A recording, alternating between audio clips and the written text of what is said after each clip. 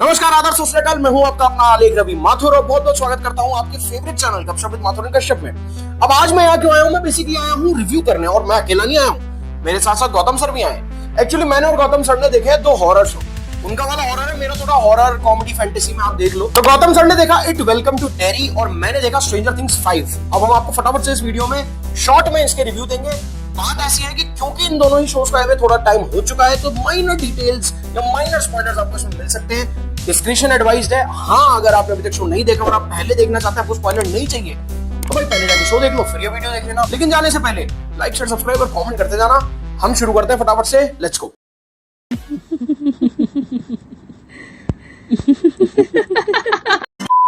तो भाई stranger things season 5 का रिव्यू मैं आपको बाद में दूंगा। पहले हम सुनते हैं गौतम सर की कि उनको कैसा लगा इट वेलकम टू डेरी। तो भाई लोग, शो की कहानी स्टार्ट होती है कुछ बच्चों से जो कि गायब हो रहे हैं। एक जगह है जो कि नाम है डेरी। उस जगह पे बहुत सारे बच्चे हैं जो गायब हो रहे हैं एक एक करके, और उसका इल्जाम लग जाता है किसी कॉमन मैन पे। उसको पकड़ भी लिया जाता है, उसको टॉर्चर भी करने का ट्राई करते हैं। उसके बाद एयरफोर्स की एंट्री होती है, वो लोग कुछ खोद रहे हैं, कुछ निकालने का ट्राई कर रहे हैं। अपना जोकर भी आता है। मैं बात कर रहा हूँ एक्चुअली इस शो का जिसका की नाम है it welcome to dairy. It यार मुझे लग रहा है बहुत सारे लोगों ने देख रखी होगी, स्पेशली जो कि हॉरर सिनेमा के फैन हैं मेरे जैसे, उन लोगों ने तो डेफिनेटली देख रखी होगी। और अगर आपने इस शो का भी नाम सुना है इट वेलकम टू डेरी, जो कि HBO और हॉटस्टार पे है, हिंदी इंग्लिश और बहुत सारे लैंग्वेजेस में। अब मैं बताने वाला हूँ कि शो है कैसा। तो जैसे कि मैंने आपको बताया कि कुछ बच्चे गायब हो रहे हैं और वो बच्चे ऑब्वियसली जोकर लेके जा रहे हैं। वो जोकर उनके साथ क्या कर रहा है वो तो शो में ही देखने पे आपको पता चलेगा। सबसे पहले बात करी मैंने आपको कहानी की, और कहानी के बारे में आपको मैंने जितना बताना उतना ही है। इसका ना तो कोई सर है ना कोई पैर है, कुछ नहीं है। मतलब इतना बकवास, इतना वाहियात शो बहुत टाइम के बाद आया है। मतलब आपको फर्स्ट एपिसोड इतना अच्छा लगेगा, मुझे खुद बहुत अच्छा लगा था। और मैंने इसका तो एक बना दिया था रील भाई कि बहुत अच्छा शो है, मस्ट वॉच शो है और जाके देख डालो। और मैं एक्साइटेड था कि अब क्या होगा, अब क्या होगा, अब क्या होगा। लेकिन दूसरे एपिसोड के बाद जो मेरा बुखार उतरा है इस शो से, इसकी कहानी इतना वाहियात, इतना बिना सर पैर की, मैं आपको क्या बताऊं। अगर आपके पास बहुत सारा टाइम है और आपको मन कर रहा है कि मैं वेस्ट कर दूं इस टाइम को, तो भी आप ये शो मत देखना, क्योंकि ये शो आपको बुखार लेके आ जाएगा। बुखार ऐसा म्यादी बुखार हो जाएगा जिसका कोई इलाज नहीं है। बहुत टाइम बाद ऐसा बढ़िया शो है, स्पेशली हॉटस्टार और HBO ने क्या ही टट्टी कर दिया भाई। Sorry, pardon for my words, लेकिन ये बहुत बेकार शो है। शो में अच्छा किया है, मैंने तो ये बोल दिया कि शो बहुत बुरा है, कहानी बहुत बुरी है, डायरेक्शन बहुत ही वाहियात है, लेकिन शो में अच्छा किया है। शो में अच्छी 2 चीजें हैं। एक तो जो स्टार कास्ट है, जितनी भी स्टार कास्ट है वो अच्छे हैं, उनसे अच्छी एक्टिंग हुई है। लेकिन ऑब्वियसली यार कहानी में दम होगा तभी वो अच्छे एक्टर भी लगेंगे ना। आप जैसे सलमान खान को लेके आप वाहियात मूवी बना दोगे, एक्टर तो अच्छे लेकिन एक्टिंग करवाओ तो सही उससे, तो वैसी वाली बात है।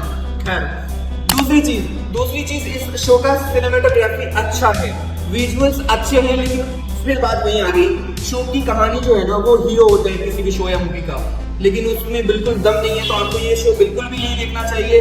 वैसे अगर आपको फिर भी मेरी बातों पर यकीन नहीं होता है, ठीक है, तो आप जाके देख डालना, अपना टाइम वेस्ट कर देना, उस टाइम पे आग लगा देना। तो ये हॉरर मूवी के नाम, हॉरर शो के नाम भी इन्होंने बनाया गया। मतलब फर्स्ट एपिसोड के कुछ 5 मिनट के बाद एक ऐसा सीन नहीं है जहाँ पे आपको डर लगे, कोई ऐसा एक विजुअल नहीं है जहाँ पे आपको लगे अरे यार ये तो क्या दिखा दिया। या तो स्लैशर बना देते इस पूरे शो को, या तो हॉरर बना देते, या कुछ थ्रिलर बना देते। ना तो ये स्लैशर है, ना तो हॉरर है, ना ब्रूटल है, ना तो ढंग से कुछ दिखाया है। तो या तो डराना अगर आप चाह रहे हो, देखो डराना ना बिना कुछ दिखाए भी कर सकते हो। और ये हमने ना हॉलीवुड की कुछ मूवीज में ही देखा है, दिखाया नहीं कि क्या है, बट हम फिर भी डरे हैं, ठीक है। तो यार ऐसा कुछ है ही नहीं इस शो के अंदर जिसकी वजह से आपको लगेगा कि थोड़ा सा भी मतलब आपको डर लग रहा है या कुछ ऐसा लग रहा है कि भाई ये क्या दिखा दिया, ये तो देख ही नहीं सकते, आंखें बंद करनी पड़ जाए। मतलब ऐसा कुछ है भी नहीं। तो मतलब समझ भी नहीं आता डायरेक्टर और जो राइटर थे इनके, वो क्यों इतना खाली बैठे थे कि इन्होंने यही बना दिया। और उस इट जो नाम है ना उसको खराब कर दिया इन्होंने, मिट्टी में मिला दिया इट के पूरे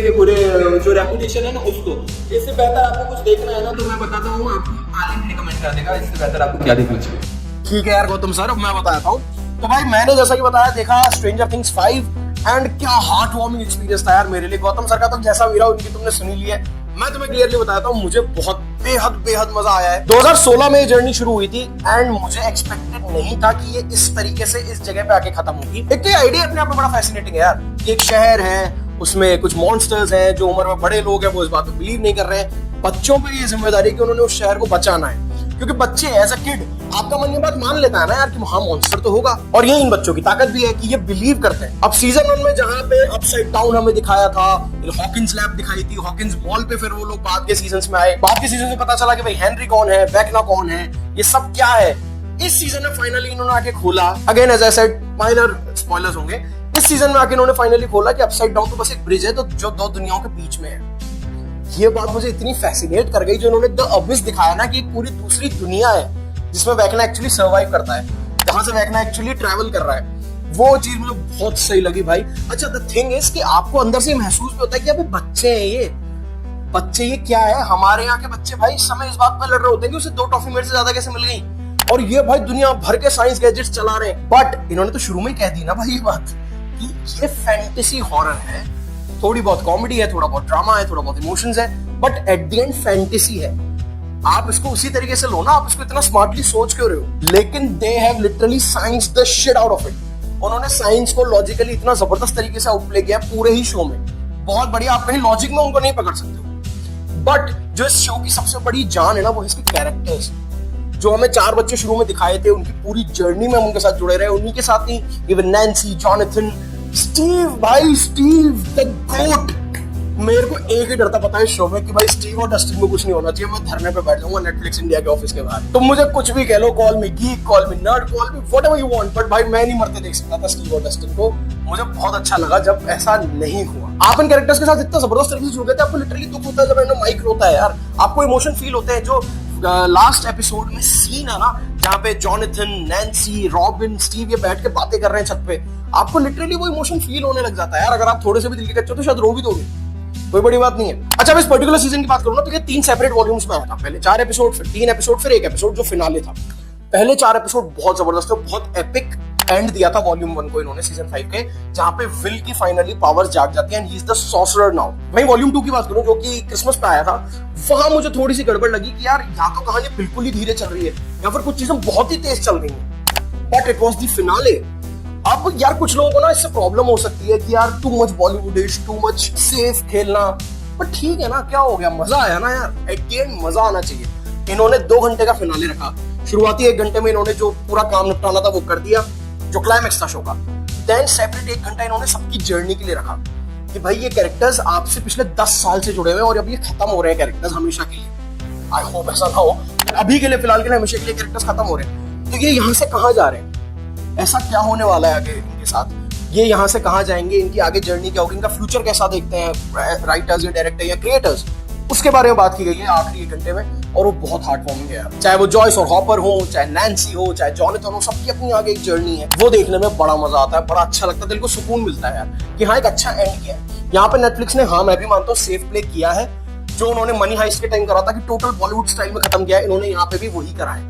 बट मजा आया है देखने, इससे मैं मना नहीं करूंगा। हाँ 2 प्रॉब्लम मुझे भी थी इस पर्टिकुलर सीजन से। एक तो इन्होंने जो वादा किया था ना कि देयर विल बी डेथ्स और कोई इंपॉर्टेंट कैरेक्टर जाने वाला है, वो नहीं हुआ। कोई इंपॉर्टेंट कैरेक्टर कहीं नहीं गया, सारे इंपॉर्टेंट कैरेक्टर बचे हुए थे जो ऐसे ही थे ना एक्सपेंडेबल कैरेक्टर्स, उनको इन्होंने निकाल दिया। सेकंड की भाई वॉल्यूम 2 में इन्होंने किया क्या, कुछ जगह मैक्स और हॉली बात कर रहे हैं तो करे ही जा रहे हैं, चल रहे हैं तो चले ही जा रहे हैं, पता नहीं क्या, आई डोंट नो मैन। बाकी छोटे मोटे अगर तुम पकड़ना चाहो कि हाँ भाई वैकना की जब इतनी बुरी झाड़ लग रही थी तो डेमोगोगन कहाँ पार्टी कर रहे थे, वो चीजें हैं, मैं मान रहा हूँ। बट एट द एंड बहुत ही सेटिस्फाइंग, बहुत ही बढ़िया शो का फिनाले है, बहुत ही आनंद दे देगा यार तुम्हें। और जो इन्होंने कैरेक्टर इस बार दिखा दिया है डिपशिट डेरिक का, ओ भाई मैं फैन हो गया उस बंदे का, शायद जे कॉनली नाम है उसका, अल्टीमेट परफॉर्मर है भाई वो।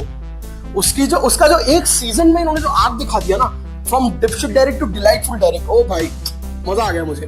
आफ्टर स्टीव एंड डस्टिन मेरे हिसाब से ये मेरा फेवरेट कैरेक्टर बना है इस बार। तो ऑल इन ऑल मैं आपको हाईली रिकमेंड करता हूँ। और अगर भाई तुमने स्ट्रेंजर थिंग्स आज तक देखा ही नहीं है सीजन 1 से लेकर अभी तक, तो तुम्हें मजा आने वाला है भाई। All I can say is तुम्हें एंजॉयमेंट आने वाला है जीवन का।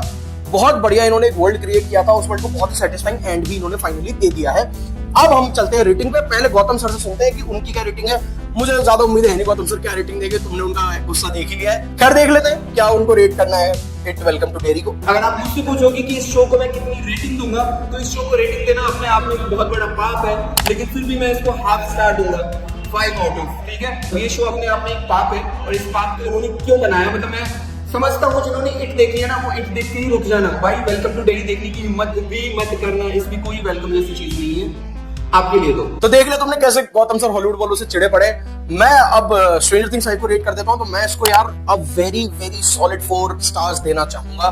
मुझे ये शो बेहद पसंद आया है, मैं सभी को रेकमेंड करना चाहूंगा। Please go and watch it, please इसको जाके देखो। खैर तो जाके आप शोज को एंजॉय करिए। बहुत बहुत शुक्रिया इस वीडियो पे हमारे साथ जुड़ने के लिए। अब अगर वीडियो में यहाँ तक आ गए हो तो उसको लाइक कर देना, शेयर कर देना, बढ़िया बढ़िया कमेंट छोड़ देना, चैनल को कर लेना सब्सक्राइब। मिलते हैं आपसे बहुत जल्दी। जय श्री राम, वंदे मातरम।